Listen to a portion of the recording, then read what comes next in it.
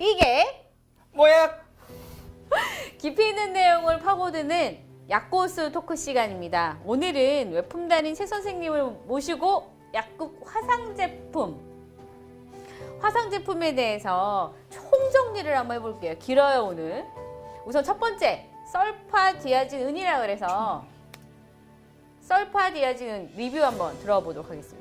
설파디아진 요새 사실 약국에서 잘 안 파는데. 네, 실마진으로 실마진. 많이 알고 계실 거예요. 예전에 한 5년 정도 전에만 해도 이게 일반 의약품으로 팔리던 시절이 있었어요. 약국에서 그냥 화상 입으면 일반 의약품으로 실마진을 그냥 처방 없이 줄 수 있는 그렇죠. 때가 있었고, 지금은 이제 전문으로 처방전이 있어야만 나갈 수 있는 화상 전용, 거의 화상 전용처럼 사용되고 있죠. 그런데 사실 요즘 설파디아진은 거의 사용 빈도가 점점 적어지는 추세예요. 왜냐하면 워낙 좋은 약들이 많이 나오니까. 네, 맞습니다. 예전에 화상 연고들이나 치료제들이 워낙 없었을 당시에는 사용하는 경우가 많이 있었지만 주의를 해야 될 점들이 부작용이 너무너무 심한 부작용들이 많이 이제 나온 거예요.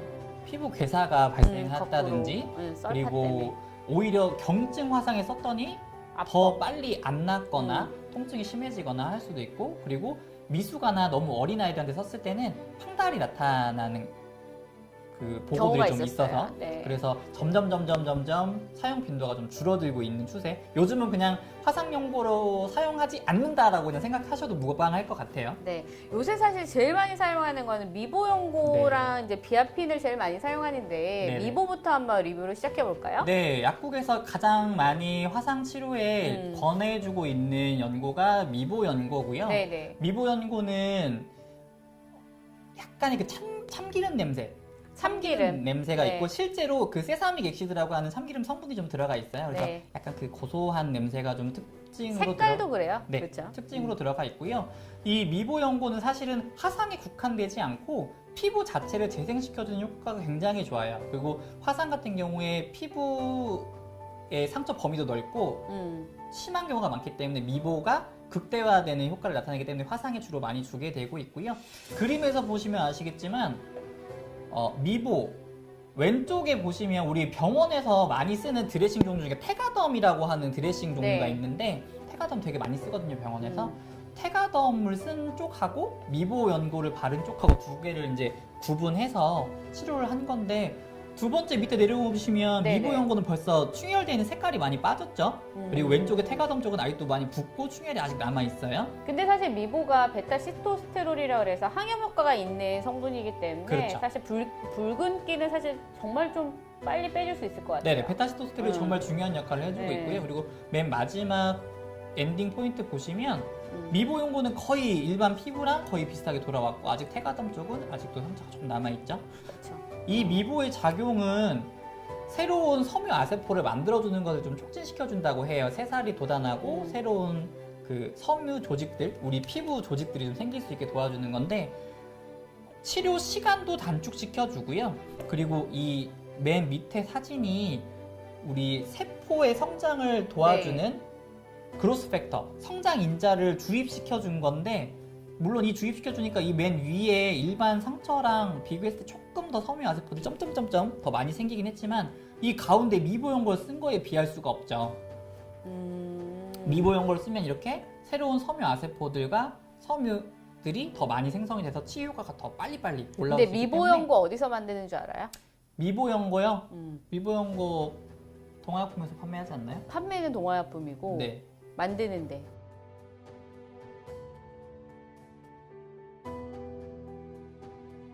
그래가지고 이제 미보 연고 그 다음 논문 한번 볼까요? 네, 미보 연고에 대한 논문들이 굉장히 많아요. 굉장히 많은데. 그러니까 사실은 이렇게 의약품이 하나 나오고 나서 이 의약품에 대한 전용 논문이 이렇게 많지 않은데 미보는 정말 많아요. 왜냐하면 화상이어서. 효과가 정말 좋거든요. 이 논문 중에 한 사진을 제가 가져왔는데, 보시면 단독으로 미보 연고 딱 하나만 쓴 거예요. 다른 치료 전혀 하지 않고, 뭐 소독약이나 항생제 쓰지 않고, 드레싱도 쓰지 않고, 단순히 미보 연고 하나만 바른 환자인데, 이 보시면 목이랑 이 턱 밑부분이 확장이 굉장히 심하죠. 미보 연고 단독으로만 사용했을 때 생각보다 9일이 지나면 이렇게 B처럼 됐고요. 근데 이거는 진짜 너무 드라마틱한데? 너무 드라마틱하죠. 예. 이건 조금 이렇게까지 되기가 힘든데 사실 화상이. 33일 되니까 이렇게 많이 돌아왔어요. 근데 내 생각에는 미보연고는 그러니까 원래 화상에서 제일 중요한 거는 수분이잖아요. 네. 제 생각에 미보연고를 정말 드럼통으로 썼을 것 같은데요. 미보 연고의 음. 중요한 메커니즘 중에 하나가 미보 연고도 약간 연고 타입보다는 크림 타입의 약간 중간 형태라고 보시면 되고요. 촉촉한. 미보 형태를 발랐을 때 미보 형태의 층 밑에 있는 죽은 세포들하고 이런 진물들은 위쪽으로 올라가서 날아가게 되고요. 그리고 수변 환경을 좀 조성시켜줘서 수분 드레싱 효과도 날 뿐더러 이 미보 성분의 세살을 돋고 새로운 섬유 아세포를 만들어주는 성분까지 극대화가 돼서 치료 효과가 굉장히 좋고요. 미보 연고 자체는 드레싱을 따로 필요로 하지 않는다고 해요. 그래서 미보 연고를 그냥 덧발라도 상관없고 그러니까 계속 바르고 네. 바르고 수분하게 네, 미보 촉촉하게. 연고가 항상 상처 자리에 계속 유지가 되도록 미보 연고가 계속 마르지 않다. 마르지 않도록 해주시면 되고 혹시라도 다른 데에 묻으면 안 되거나 뭔가 잘 묻는다 자꾸 닦여진다. 닦인다 그럴 때는 부위가. 미보 연고를 듬뿍 바르시고 그 위에 드레싱을 살짝 하셔도 단시간이면 살짝 하셔도 괜찮겠습니다. 대신 미보 연고가 마르지 않도록. 그러니까 지금 다음 논문도 뭐 비슷한 내용인 것 같아요. 네, 그죠? 네, 다음 논문은 미보 연고가 말씀드렸듯이 화상에만 국한된 건 아니고요. 궤양에 그 상처가 생기고 세포가 손상이 있고 빨리 상처가 아물어야 될 때는 다 쓸 수가 있어요. 우리가 와상으로 요즘 요양병원에도 계신 분들 되게 많으신데 와상으로 계셨으면 욕창하고 궤양이 생기기가 굉장히 쉽거든요. 욕창하고 궤양이 생겼을 때 미보 연고를 사용하면 욕창하고 궤양 부위가 빨리 재생이 되는 괜찮아. 효과가 이것도 입증이 괜찮은 되었습니다. 팁이네요. 그렇죠. 그래서 네. 꼭 굳이 이걸 화상으로 국한하시지 말고 혹시라도 이제 궤양이나 다양하게. 욕창이 생겼을 때 다양하게 사용할 수 있겠습니다. 그 다음에 이제 좀 리뷰해볼 제품은 비아핀이에요. 네. 화상에서 이제 비아핀도 정말 많이 사용을 하고 있는데요. 비아핀 성분 한번 볼까요? 비아핀 같은 경우는 트롤아민이라고 하는 성분이 상처 치유를 촉진시켜주는 역할을 하고 있어요. 이 비아핀 같은 경우는 역시나 두껍게 바르고 항상 마르지 않도록. 그쵸. 네. 비아핀은 뒤에 설명서도 되게 잘 되어 있거든요. 네, 맞아요, 비아핀이 맞아요. 프랑스 거잖아요. 네, 프랑스 거죠. 네. 프랑스 집집마다 국민용. 하나씩 네. 있다라고 하는데 정말 집집마다 있는지는 내가 모르겠어요. 파리 가보려고. 확인하시러 집집마다 비아핀 봉주로, 있냐고. 봉주로. 근데 어쨌든 이것도 되게 두껍게 바르는 것이 포인트이고요. 네. 그다음에 이제 화상하면 사실 드레싱 하잖아요. 화상 드레싱 왜 하는 걸까요? 드레싱을 하는 이유는 굉장히 중요한데요.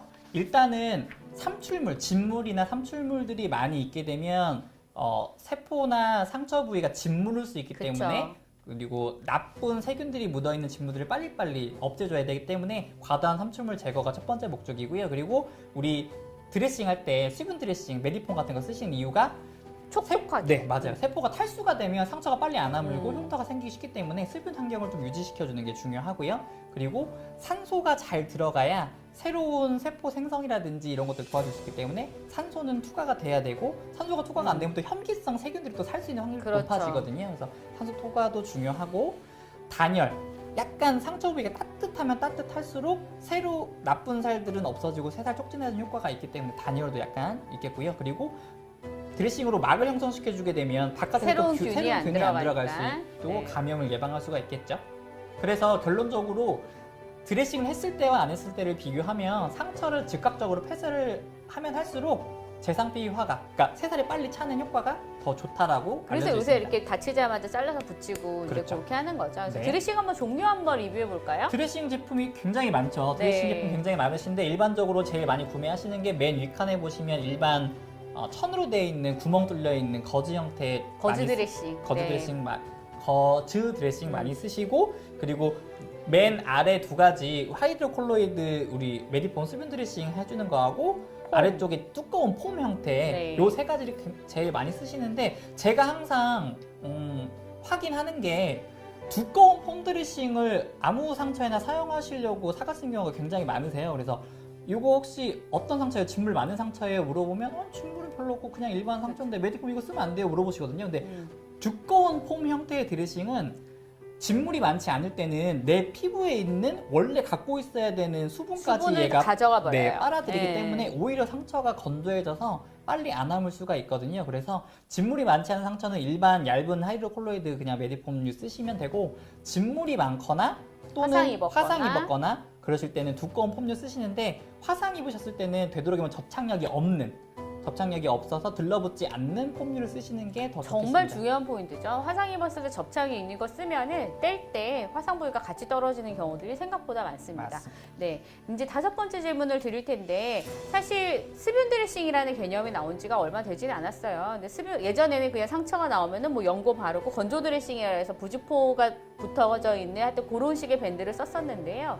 수분 드레싱이랑 건조 드레싱 도대체 어떤 것이 조금 더 유리한지 상처 회복에 한번 볼까요? 네, 요즘 아이들이 되게 조금 음. 안쓰러운 게 우리 어렸을 때만 해도 다쳤을 때 그 딱지 뜯는 그 쾌감이 있었는데 그렇지. 요즘 아이들은 수분 드레싱 하면서 딱지 뜯는 그 쾌감을 아마 못 느끼면서 자란 아이들이 많을 거예요. 간질간질하고 네, 뭐 맞아요. 하나씩 이렇게 끈 또 그, 그러네. 맞아요. 아우 그걸 또 그런 관점으로 약간 보니까 그 뭔가 소보루빵 위에 갈라지듯이 된 그 딱지를 맞아, 뜯는 맞아. 그 쾌감이 있거든요. 그러네요. 맞아요. 그래서 건조 드레싱, 예전에 우리 많이 썼던 건조 드레싱, 우리 아까 드레싱류의 맨 위에 거즈처럼 되어 있는 드레싱을 예전에 제일 많이 썼죠, 건조 드레싱을. 근데 얘네는 수분을 막아주질 못해서 피부 자체가 건조하게 만들고요. 그리고 얘네 자체가 또 수분을 되게 많이 잘 빨아들여요. 그래서 피부 자체에 있는 수분도 많이 빨아들이고 피부가 건조하게 되면 딱지가 생기고 딱지가 떨어져 나가면 이 그림처럼 새로 난 새살들까지도 같이 떨어져 나가서 상처 회복 효과가 더뎌지기 때문에 수분 드레싱을 유지시켜주면서 딱지가 생기지 않게 하고 또 온도도 유지해주고 새살이 촉진되게 하고 또 막이 형성되면서 건조 드레싱은 구멍이 뚫려 있어서 세균 들어갈 수 있거든요. 우리 수분 드레싱은 또 딱 막아주니까. 딱 막아줘서 세균이 덜 그러니까 들어가죠. 촉촉하면서 이물질이 잘 들어오지 않는 환경으로 만들어주는 건데, 근데 수분 드레싱 이렇게 해놓더니 가끔 이제 약국에 오신 분 중에 네. 그냥 물을 촉촉하게 묻혀주는 것이 수분 네. 드레싱이라고 생각하시는 분도 간혹 계시더라고요. 근데 사실 상처가 생겼을 때 물을 묻히게 되면 어떤 일이 일어날까요?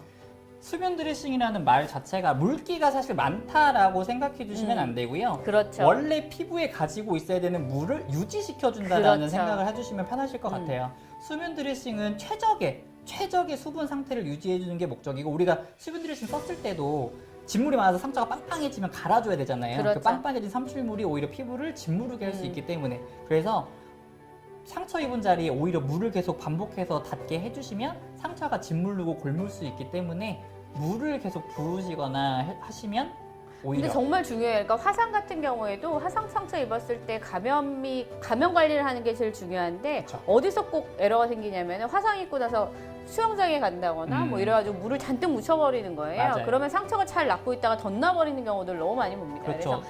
그렇죠. 네, 수분 맞아요. 드레싱은 중요하지만 절대로 물은 닿지 않게 해야 된다는 네, 거. 맞습니다. 별개라는 거. 네. 네, 오늘 저희가 화상 제품에 대해서 한번 총 리뷰를 해봤는데 도움이 좀 되셨으리라 생각을 하고요. 다음 시간에는 조금 더 다른 관점에서 흉터 치료 제품 한번 리뷰를 해보도록 하겠습니다. 그럼 이게 뭐야? 내일 만나요. 안녕. 큐베이.